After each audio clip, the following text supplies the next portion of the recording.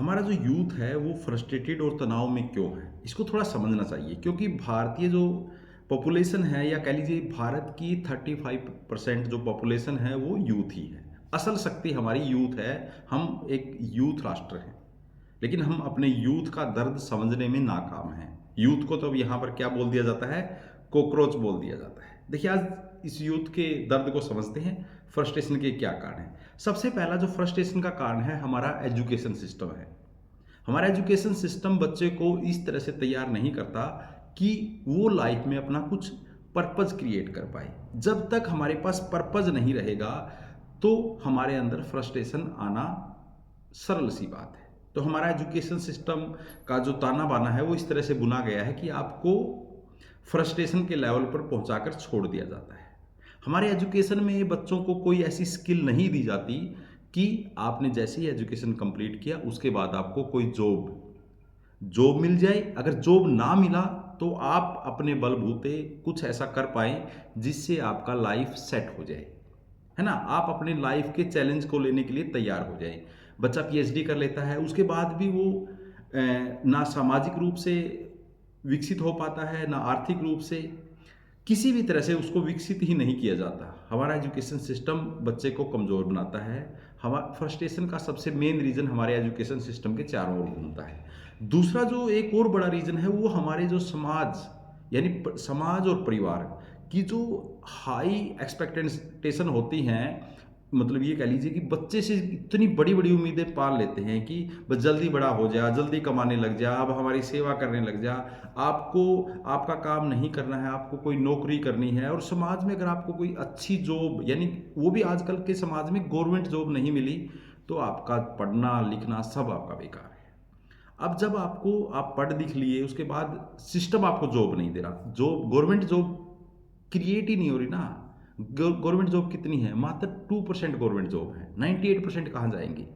98% की रिस्पेक्ट ही नहीं है। प्राइवेट जॉब, मैंने बहुत से लोग ऐसे देखे हैं जो प्राइवेट जॉब, बहुत अच्छी प्राइवेट जॉब पर हैं, लेकिन समाज में उनको कोई रिस्पेक्ट नहीं है।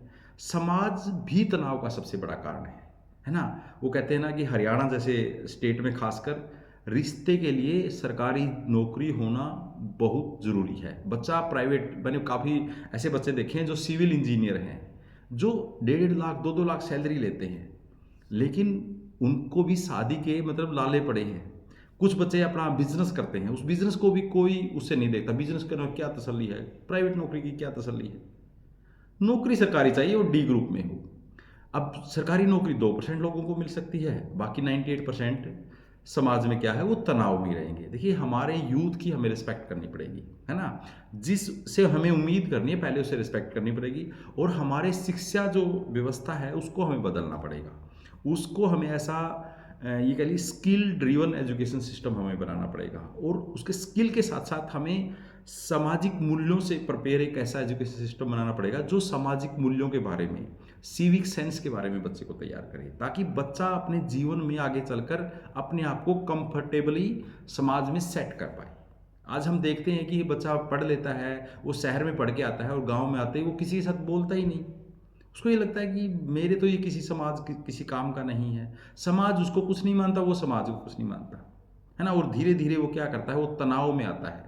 और हमारा ये जो एजुकेशन सिस्टम, एडमिशन लेने के, अब जो इंटेलिजेंट ये कह लीजिए कि जो बच्चे हैं 99% लेकर आते हैं, उसके बाद वो नीट जेई और इस तरह के एग्जाम के उसमें फंसते हैं तैयारी करने के लिए। उसके बाद ये होता है कि नीट का पेपर लीक हो गया, सीबीएसई ने ये कर दिया, एसएससी जीडी ने ये कर दिया। इस तरह का सिस्टम जब चलता है, फिर जो पढ़ने वाले बच्चे हैं वो तनाव में आते हैं। काफ़ी सारे बच्चे इस तनाव के कारण क्या करते हैं, बाद में सुसाइड भी करते हैं। और उसके साथ साथ जो हमारे घर वाले होते हैं वो इतनी उम्मीदें बच्चे से लगा लेते हैं कि हमारा बच्चा हमें, मतलब जैसे शर्मा जी के बच्चे ने किया है ना, वर्मा जी का बच्चा भी वही करेगा। जैसे उसने बीटेक में एडमिशन ले लिया है ना, तो आपको भी बीटेक में ऐसे ही उसी आईआईटी में एडमिशन लेना है। जैसे उसका नीट में रैंक आया है, आपका भी आना चाहिए। वो ये नहीं देखते कि आपका बच्चे का इंटरेस्ट कहाँ है। वो सारी चीज़ें भूल जाते हैं और बच्चे के पीछे बच्चे को एक प्रेशर कुकर में दे लेते हैं। हमारी एक व्यवस्था ऐसी है, जिसका ही कारण है कि चाहे वो कोटा हो, सीकर हो, अब कुरुक्षेत्रा जो एनआईटी थी, उसमें कितने सारे बच्चे हैं। हर दिन बच्चों के सुसाइड के हम पढ़ते हैं।